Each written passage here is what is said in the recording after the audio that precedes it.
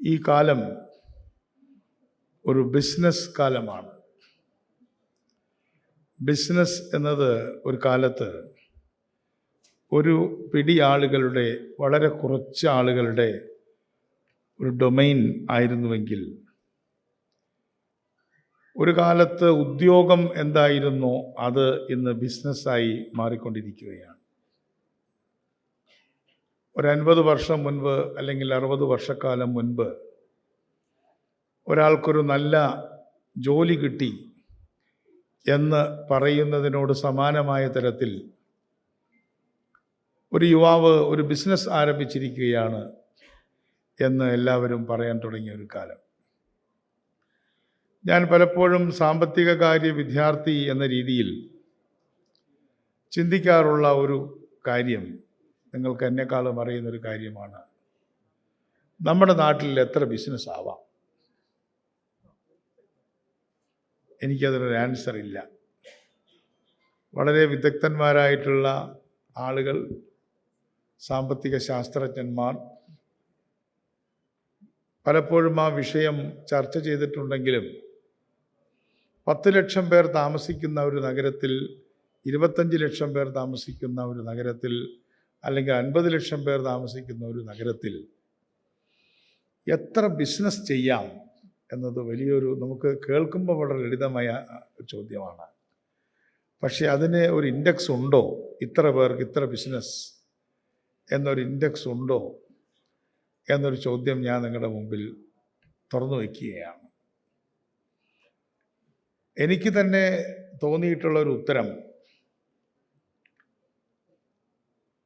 അതിനൊരു ഇൻഡെക്സ് ഇല്ല എന്നുള്ളതാണ്. കാരണം anything can be A business. ഒരു ബിസിനസ് എന്നതിനെ ഒരു ഷട്ടറിട്ട മുറിയും, അതല്ലെങ്കിൽ ഒരു വീടോ അല്ലെങ്കിൽ ഒരു കെട്ടിടമോ,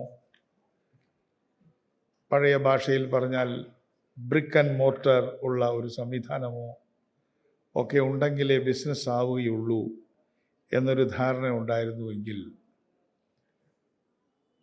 ആ കാലം മാറിയിരിക്കുകയാണ്.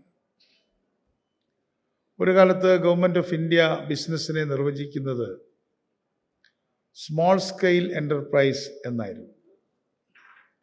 SME എന്നാണ് പറഞ്ഞത്. പിന്നീട് മീഡിയം ആൻഡ് സ്മോൾ സ്കെയിൽ എന്നാക്കി, MSME ആയി. ഇപ്പം അതിനേക്കാളും മൈക്രോ ആണ്. ഇപ്പം മൈക്രോ ബിസിനസ്സും നമ്മുടെ കൂട്ടത്തിൽ ഒരു ബിസിനസ്സാണ്. ഏറ്റവും ചെറിയ ഒരു ഇടപാടിനെ പോലും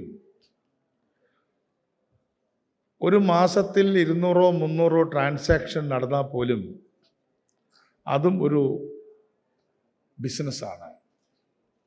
അപ്പം അങ്ങനെ വരുമ്പോൾ ആദ്യമായി ബിസിനസ്സിൻ്റെ നിർവചനം മാറിയിരിക്കുന്നു എന്ന് പറയാൻ ഞാൻ ആഗ്രഹിക്കുകയാണ്. പ്രത്യേകിച്ചും നമ്മളെപ്പോലുള്ള രാജ്യങ്ങളിൽ, അതായത് ജനസംഖ്യ വളർന്നുകൊണ്ടേയിരിക്കുന്ന രാജ്യങ്ങളിൽ, ജനസംഖ്യ വളർച്ച ഒരു നിശ്ചലാവസ്ഥയിൽ എത്തുന്നതുവരെ ബിസിനസ്സുകളുടെ എണ്ണവും വർദ്ധിച്ചുകൊണ്ടേയിരിക്കും. ഇപ്പം നമ്മൾ പറയുന്ന പല യൂറോപ്യൻ രാജ്യങ്ങളിലും അതാണ് രണ്ടാമതായിട്ട് എനിക്ക് പറയാനുള്ളത്. പോപ്പുലേഷൻ ഈ മൈക്രോ ബിസിനസ്സിൻ്റെ ഒരു വലിയ ഇൻഡെക്സാണ്. ഇപ്പോൾ നമ്മൾ പല പ്രസിദ്ധമായ രാജ്യങ്ങൾ, ഫിൻലാൻഡ് അല്ലെങ്കിൽ നോർവേ, ഡെൻമാർക്ക്, അതുപോലുള്ള രാജ്യങ്ങളിൽ, ഫിൻലാൻഡിലും അതുപോലെ തന്നെ നോർവേയിലും, അവിടെ രാജ്യത്തിൻ്റെ ജനസംഖ്യ 50 ലക്ഷം പേര് മാത്രമാണ്. എന്ന് പറഞ്ഞാൽ നമ്മുടെ തിരുവനന്തപുരം ജില്ലയുടെ ജനസംഖ്യയാണ് ആ രാജ്യത്തുള്ളത്. അപ്പം അവിടെ ബിസിനസ് സാച്ചുറേറ്റഡ് ആണ് ഒരർത്ഥത്തിൽ. പക്ഷെ നമ്മുടെ രാജ്യത്തിൻ്റെ ബിസിനസ്, നമ്മുടെ വോള്യം എന്ന് പറയുന്നത് ഏതാണ്ട് 150 കോടി ആളുകളാണ്. അപ്പോൾ ബിസിനസ്സിൻ്റെ വോള്യം, ബിസിനസ്സിൻ്റെ വെറൈറ്റി, ബിസിനസ്സിൻ്റെ സങ്കീർണതകൾ, കോംപ്ലക്സിറ്റി, അത് ഇന്ന് വളരെ വ്യത്യാസമായിട്ട് മാറിക്കൊണ്ടിരിക്കുകയാണ്.